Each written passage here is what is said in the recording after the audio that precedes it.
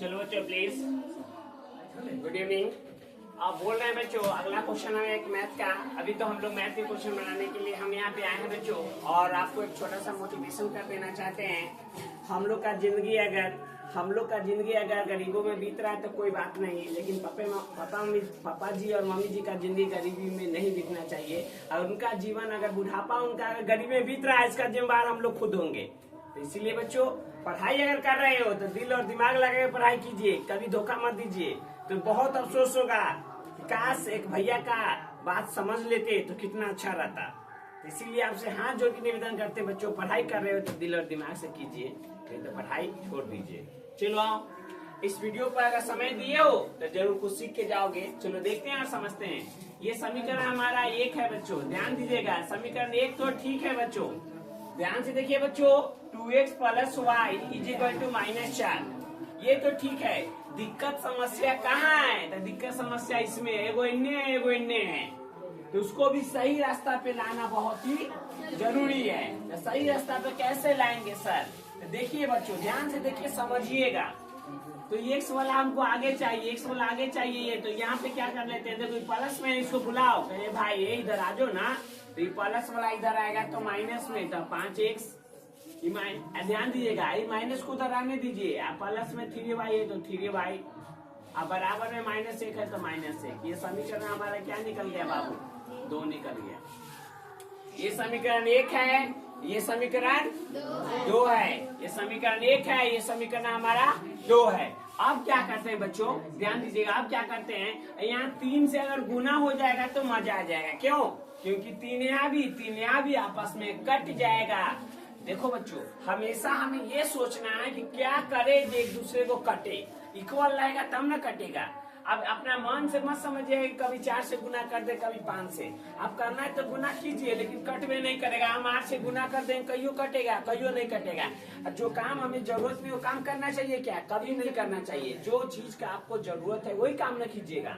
तो यहाँ हम 3 से गुना करेंगे तब ना यहाँ भी 3 होगा तो कटेगा। ये आपको सोचने का समय ही न समझिएगा कि यहाँ 3 से गुना किए तो हर क्वेश्चन में 3 से गुना कर देना है, ये नहीं करना है, समझे? चलो आ जाओ, तो लिखते हैं समीकरण 1 में 3 से गुना करने पर, 3 से गुना करने पर, समीकरण 1 में 3 से गुना करने पर, तो क्या है बच्चों? ये है तो 3 से उसमें गुना कर, इसमें 3 से गुना कर, 3 दूना 6, x प्लस 3 में y से तो 3y माइनस, इसमें 4 है, 4 में 3 से गुना कर -12, यही होगा। ये वाला जैसे वैसे लिख लो, -5x प्लस 3y बराबर -1, ये हो गया। अब ध्यान दीजिएगा।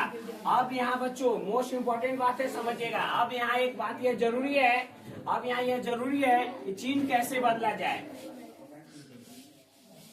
चिन्ह कैसा बदला जाए। ध्यान दीजिए, यहाँ माइनस है तो प्लस, प्लस है तो माइनस, माइनस है तो प्लस। अब याद रखिएगा, क्या नया चीज आ जाता है तो पुराना वाले को क्या करते हैं हम लोग, भूल जाते हैं। तो उसी प्रकार बच्चों, ये प्लस को भूलिए और माइनस को याद रखिए। ये आमदनी खर्चा इसे कट गया। बच्चे कंफ्यूजन रहते हैं कि यहाँ प्लस भी है माइनस में है, सब ये कैसे काट देते हैं। बाबू सिंपल सा बात बताइए, आपके पास अगर पुराना भी साइकिल है, नया भी साइकिल है, तो आप नया साइकिल चलाना पसंद कीजिएगा ना। तो उसी प्रकार ये पुराना वाला है, ये नया वाला आया, तो पुराना को भूलिए, नया वाला को लेके चलिए। क्योंकि नया में डिस्क ब्रेक मजा आता है, जाएंगे रोड पर, मारेंगे एक बार, उधर फेंकाएंगे, है कि नहीं? कितना अच्छा रहता है। इसीलिए यहाँ से खत्म। यहाँ से 6 5 कितना हो जाएगा, 11 x हो जाएगा। अब यहाँ बच्चों ध्यान दीजिएगा, 12 में से बाबू 12 में से एक घर जाएगा तो माइनस में 11 बच जाएगा।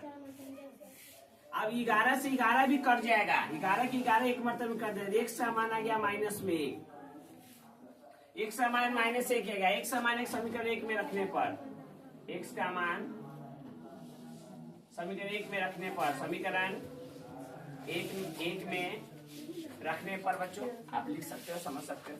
तो समीकरण 1 में x का मान रखने पर ये क्या है, 2x प्लस में y इक्वल टू क्या है, माइनस में 4। 2x प्लस y माइनस 4, ये 2। x का मान कितना है बाबू, -1 प्लस में y बराबर में -4। तो y माइनस में 4। अब प्लस माइनस माइनस में, तो ये माइनस वाला उधर जाएगा प्लस में, माइनस वाला उधर जाएगा प्लस में, तो ये माइनस में तो उधर जाएगा प्लस में 2 हो गया। तो y का मान निकल गया 6 में 4 माइनस में 2। तो ये हमारा y का मान आ गया बच्चों, x का मान हो गया, यही हमारा आंसर हो गया। किसी बच्चे को अगर नहीं समझ में आएगा तो प्लीज पूछ लीजिएगा, कमेंट कर दीजिएगा, उसका रिप्लाई मिल जाएगा आपको। ऐसा मत समझिएगा कि आए पढ़ाए बकवास किए जो मन जो लिख दिए और चले गए।